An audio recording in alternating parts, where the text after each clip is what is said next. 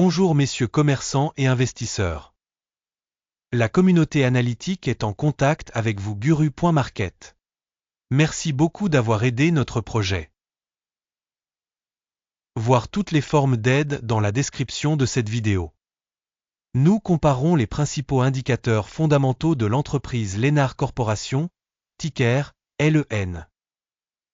L'examen a été créé sur la base des informations disponibles le 23 septembre 2024. Par classement Guru.market, entreprise Lennar Corporation appartient à la sous-catégorie développeurs, 28 organisations participent au comparatif, c'est très représentatif. Nous commençons par des informations récapitulatives sur l'entreprise. Un peu plus loin, nous examinerons chaque indicateur plus en détail. Si vous le souhaitez, vous pouvez mettre la vidéo en pause. Vous pouvez examiner attentivement chaque indicateur de l'organisation étudiée. Vous pouvez accéder au tableau avec la classification des tickers en utilisant le lien dans le commentaire épinglé. Je vous demande de bien vouloir donner un lien vers l'analyse de l'entreprise à vos amis. Merci pour votre republication, ainsi que pour tout autre soutien, tout cela aide vraiment le travail. Alors, mes amis, commençons enfin. Capitalisation boursière de la société Lennar Corporation soit 50,03 milliards de dollars. Et la capitalisation de la sous-catégorie est de 232 milliards de dollars. Lennar Corporation représente une part de 21,576%, c'est l'un des leaders de la sous-catégorie. La capitalisation du bilan de la société est estimée à 24,18 milliards de dollars. Avec une capitalisation de sous-catégorie de 95 milliards de dollars. Lennar Corporation constitue une part de 25,467%. Après avoir comparé les parts de marché et la valeur comptable, nous constatons ce qui suit. Partager Lennar Corporation dans la sous-catégorie lors de l'évaluation de la capitalisation boursière est de 21,576%. La capitalisation du bilan est de 25,467%. Soit 18% de plus que la part de la valeur marchande. Évaluation de la part de marché de l'entreprise et de la valeur comptable de la sous-catégorie. Bien, 1 point. Les dettes de l'organisation étudiée s'élèvent à 1,934 milliards de dollars. La dette par rapport à la capitalisation comptable représente 8% du capital. Score pour les obligations financières de l'entreprise, très bon, 2 points. Le ratio cours de l'action bénéfice de la société est de 12,1. La moyenne dans la sous-catégorie est de 14,7, soit 18% de moins que dans la sous-catégorie. Évaluation des indicateurs prix de marché bénéfice de l'entreprise par rapport à la sous-catégorie. Bien, 1 point. Le bénéfice des 12 derniers mois était de 4,165 millions de dollars. Les bénéfices projetés pour les 12 prochains mois devraient provisoirement s'élever à 4 427 millions de dollars. 6,3% de plus qu'aujourd'hui. Évaluation des indicateurs de bénéfices futurs attendus par rapport aux entreprises de la sous-catégorie. Bond 0.5 point. Le ratio prix-revenu de l'entreprise est de 1,4. La moyenne pour la sous-catégorie est de 1,8, soit 22% de moins que pour la sous-catégorie. Évaluation du cours de l'action par rapport aux indicateurs de revenus par rapport aux indicateurs des sociétés de la sous-catégorie. Bond 0.5 point. Le chiffre d'affaires des 12 derniers mois s'élevait à 36 520 millions de dollars. Les revenus à terme pour les 12 prochains mois devraient s'élever à 38 820 millions de dollars. C'est 6% de plus qu'actuellement. Évaluer les performances de vente futures attendues par rapport aux performances des sous-catégories. Bond 0.5 point.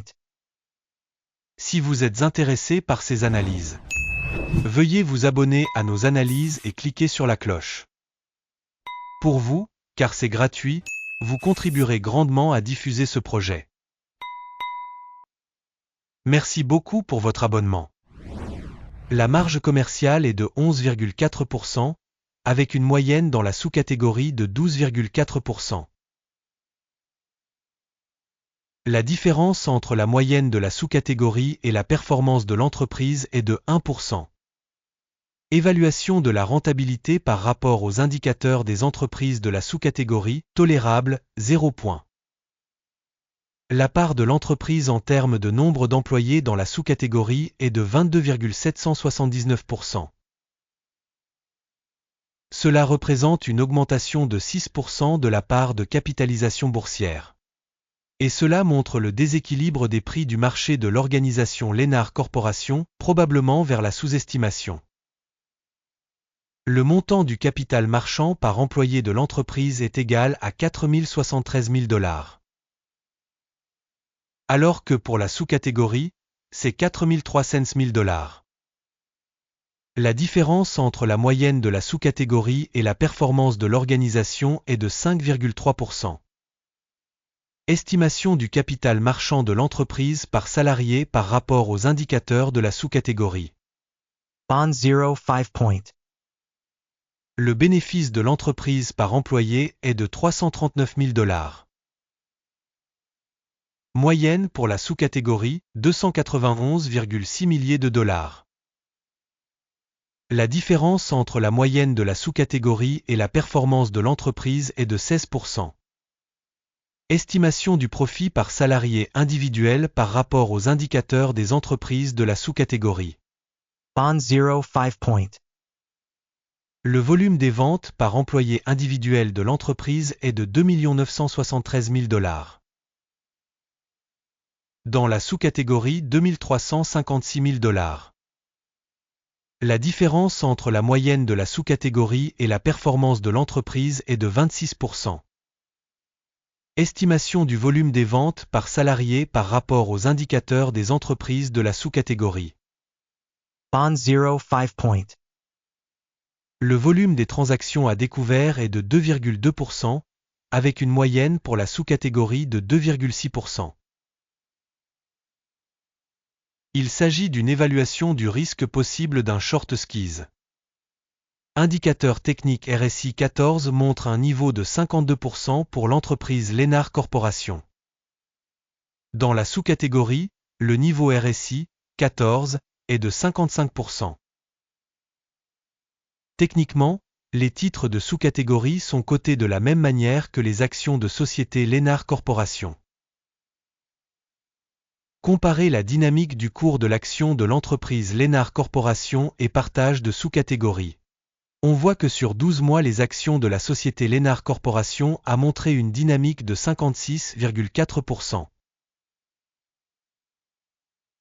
Par rapport à la dynamique des prix pour la sous-catégorie 19,8%. Cela n'indique évidemment rien, mais il faut en prendre note.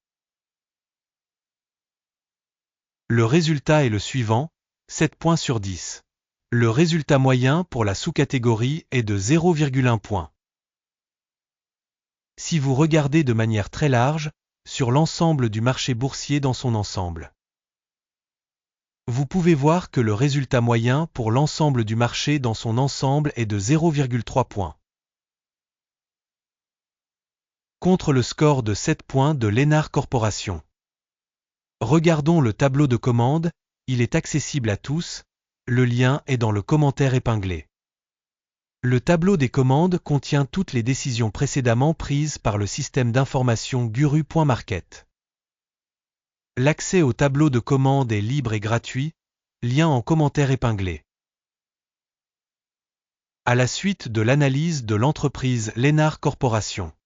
Système d'information et de référence pour la valorisation des stocks Guru.market, une décision a été prise.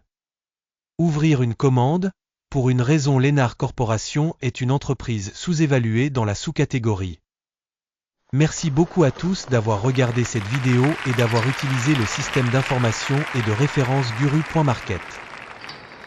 Vous êtes le meilleur public de la planète.